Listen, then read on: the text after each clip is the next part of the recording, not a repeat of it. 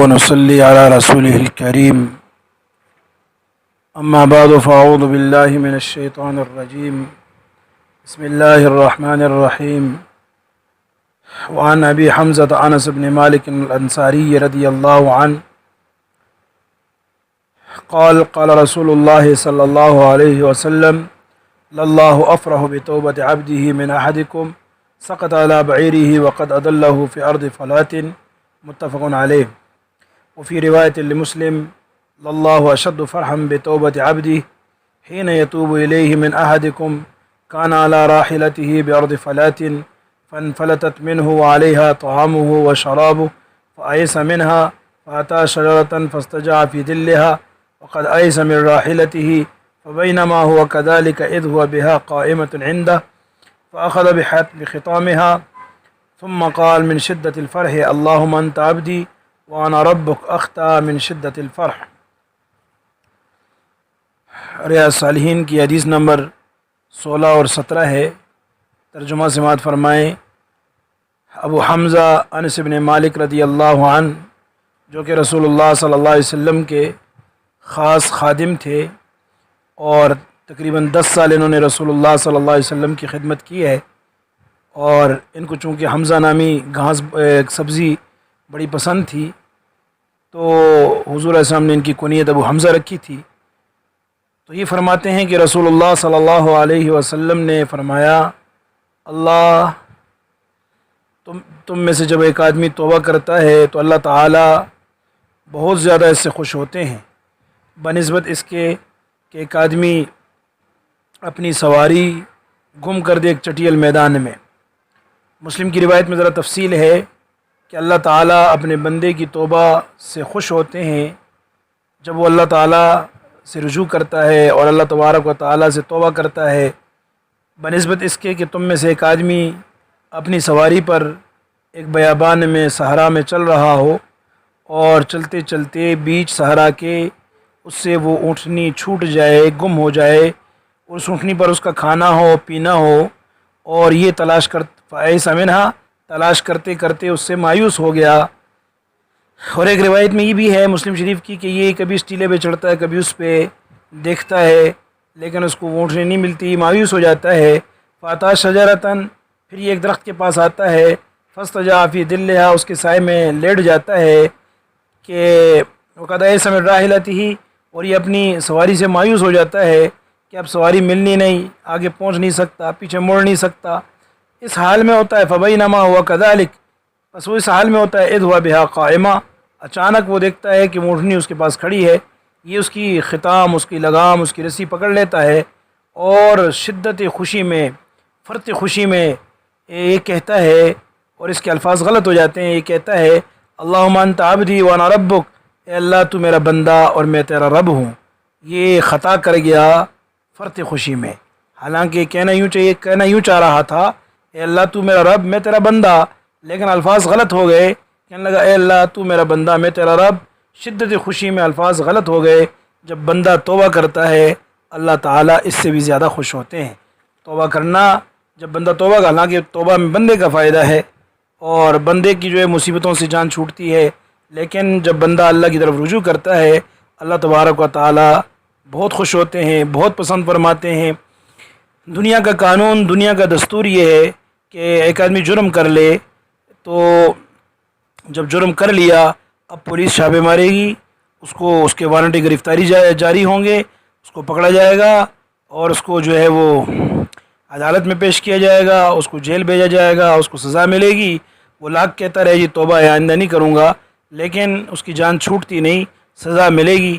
اللہ تبارک و تعالیٰ کے ہاں معاملہ یہ نہیں ہے۔ اللہ کے ہاں جب بندے سے گناہ ہو جاتا ہے اور بندہ ندامت کے آنسو بہا لیتا ہے تو اللہ تبارک و تعالیٰ اس کے ان آنسوؤں کی لاج رکھتے ہوئے اس کے گناہ معاف فرما دیتے ہیں۔ علامہ جو ہے وہ ابن رجب حنبلی رحمہ اللہ نے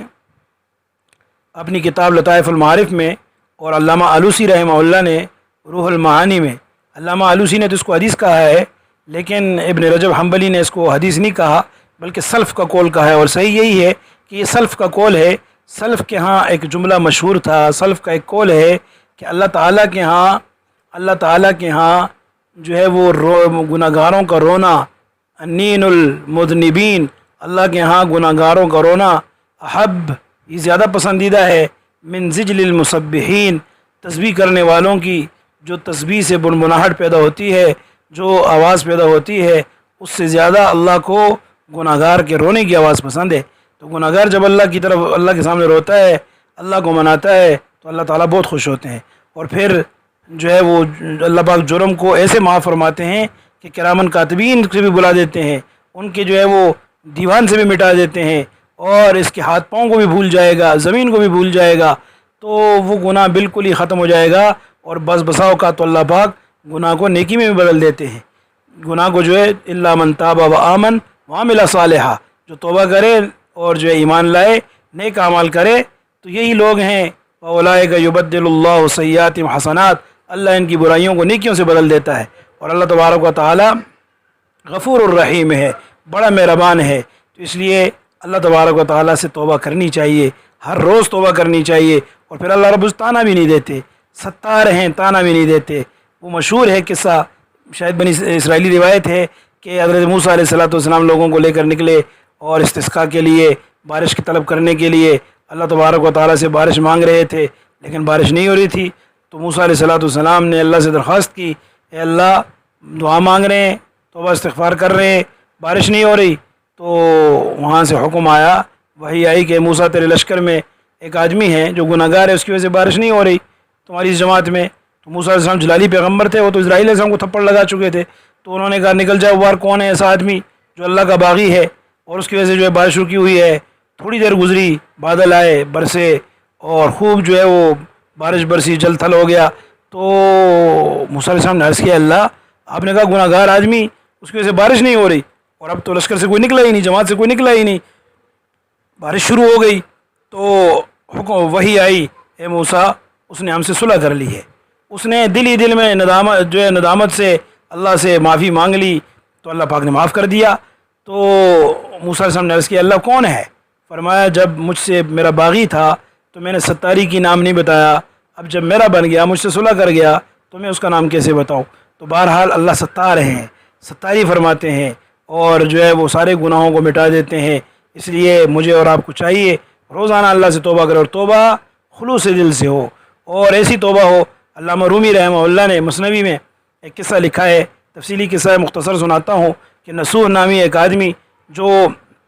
ہے چال ڈھال میں عورتوں کے مشابہ تھا، اور بڑا بدکار سا آدمی تھا، تو وہ بادشاہ کے ہاں عورت بن کے اس کے بادشاہ کے حرم میں نوکر ہو گیا، اور اس کی جو ہے وہ باندیوں کے ساتھ جو ہے وہ ان کی خدمت کرتا تھا، اور چونکہ بظاہر عورت بنا ہوا تھا تو ان میں رہتا تھا اور گڑبڑ بھی کرتا تھا۔ تو کرتے کرتے ایک وقت گزر گیا، ایک دن بادشاہ کا ایک قیمتی موتی گم ہو گیا۔